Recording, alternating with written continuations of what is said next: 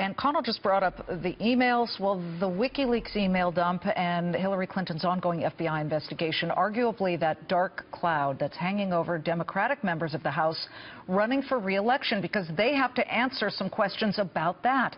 Let's bring in somebody running for re-election in California's 3rd District. Current polls show him keeping his Republican competitor Eugene Kleek at bay. We join with Democratic Congressman from California, John Garamendi, Hillary Clinton supporter. Welcome, Representative. Thank you for being here on a Saturday. Our live coverage. We're so glad you're with us. Well, it's a pleasure to be with you, Liz, and look forward to tomorrow and the next day and a victory on Tuesday. Well, looks like a victory for you for now. You are ahead in the polls, but voters are conflicted. At least some of the voters are conflicted, Representative, because they are seeing these WikiLeaks dumps. They are now at more than 50,408 emails. And then you pile on the FBI investigation. How are you contending as you're out on the campaign trail with questions about this? Actually, very, very few questions about it. People digested this long ago, and they understand. They also understand, and this is what they asked me about and said, why isn't anybody talking about Russia here?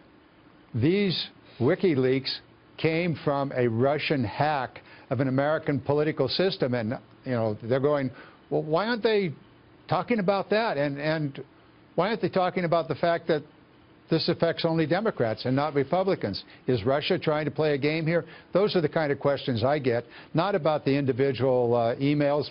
They don't know whether they're accurate or not, and they've been going on and on for now more than a year. So they've digested it, but they're really, really concerned about the Russian influence or attempt to influence the American election. Listen, Fox Business has talked about the Russians and how perhaps they are doing something quite nefarious by getting this involved. No doubt. But you can't deny, Congressman, that when you see the polls this close, and look, general elections tend to tighten up in the last few days, and that's exactly what we're seeing here.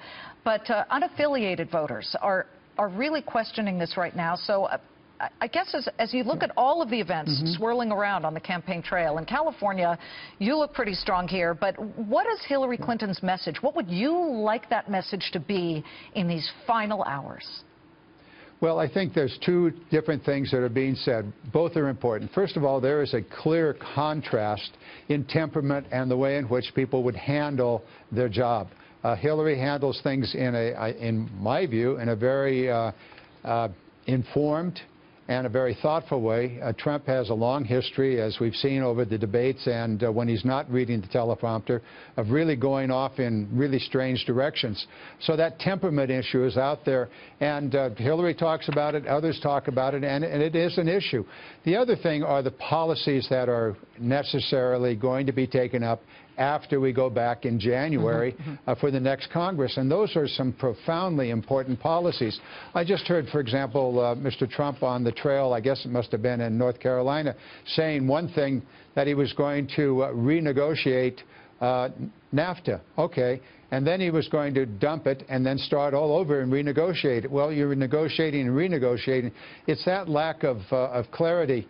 NAFTA is a problem. It certainly has been. And when you talk about what's been going on with the Trans-Pacific Partnership, Hillary did exactly what a thoughtful person would do. And that's say, okay, we would like to see international trade increase. And then when she looked at the final language, she said, this doesn't work. And she opposed the final language, as did any thoughtful person. So bend before you break is what you're saying. Maybe she's bending. Some people call it flip-flopping. I need to get this news out to our viewers. Let me get this news out to your viewers, because this is important, and it is breaking. It's 10 p.m. right now, around that time in Iraq.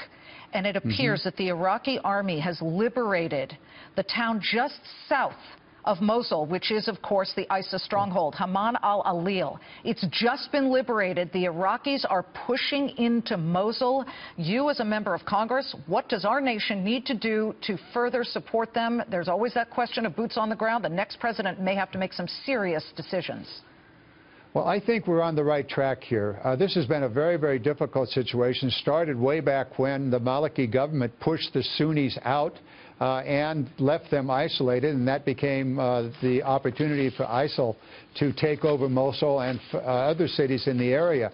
The Iraqi army was completely decimated, had to be rebuilt, took time, And now it is, together with other allies, America and the Kurds, moving very carefully and very strongly to retake the single most important city that ISIS has held for more than 2 years. It is a very, very important campaign, and it's going according to plan. In other words, the generals know what they're doing. Okay, we got to run. Mr. Trump may think he knows more, but the generals are right on track. Believe it or not, we're live, and we got to run or I'll be cut off. This is not a tape show. We are live. Congressman John Garamendi of California, thank you. Liz.